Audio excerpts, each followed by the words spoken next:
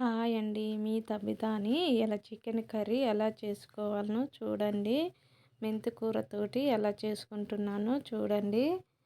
గిన్నె పెట్టుకొని స్టవ్ మీద 3 టేబుల్ ఆయిల్ వేసుకోవాలి. ఆయిల్ వేడయ్యాక తాల్మి గింజలు జీలకర్ర వేసుకుంటున్నాను.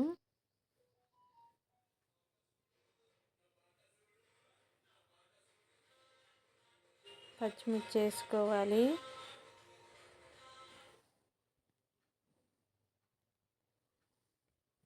వేసుకున్న తర్వాత ఒక ఉల్లిపాయ గడ్డ కట్ చేసుకొని ఇలా వేసుకుంటున్నాను. మగ్గటానికి సాల్ట్ వేసుకోవాలి. ఇలా మెంతికూర కట్టతోటి చికెన్ కర్రీ ఎలా చేసుకోవాలో చూడండి. మెంతికూర వేసుకుంటే బాగుంటుంది చికెన్ కర్రీలోకి. ఆనియన్స్ మగ్గాక అల్లం పేస్ట్ వేసుకోవాలి. కొంచెం పసుపు వేసుకోవాలి.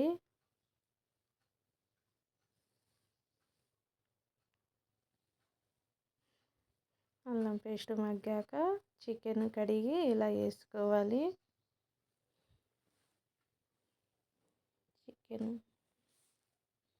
ఇలా మెంతికూరతో చికెన్ కర్రీ చేసుకుంటే బాగుంటుంది. మీరు కూడా ఒకసారి చేసుకోండి.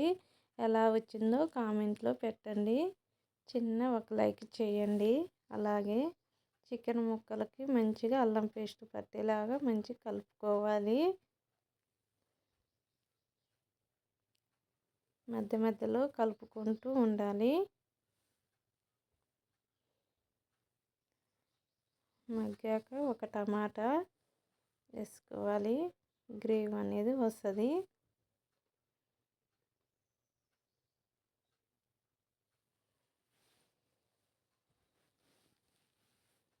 మగ్గాక ఒక స్పూను కారం వేసుకోవాలి.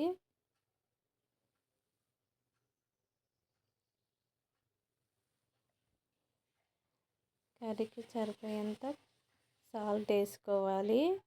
కొంచెం గ్రేవీ కోసం వాటర్ చిన్న గిలాసుడు పోసుకుంటున్నాను. తర్వాత మెంతికూర అండి, అది కప్పులో కడిగి నేను పక్కకు పెట్టుకున్నాను. ఒక కట్ట కట్ చేసుకొని ఇలా వేసుకోవాలండి. చికెన్ కర్రీలోకి బాగుంటుంది.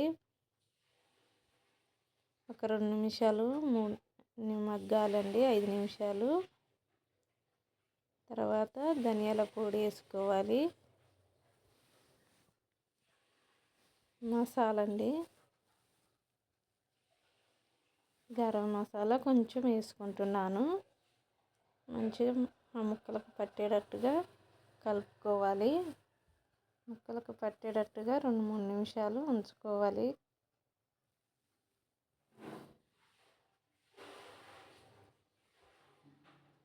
కొత్తిమీర లాస్ట్లోకి వేసుకోవాలి. కొంచెం కలుపుకోవాలి. అలాగే కొంచెం పుదీనా కూడా వేసుకోవాలి. ఇలా ఒకసారి చేసుకోండి, బాగుంటుంది కర్రీ మెంతికూరతోటి.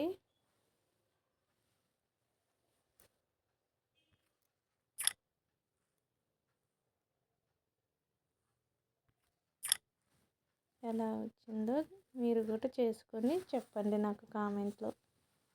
ఒక లైక్ చేయండి.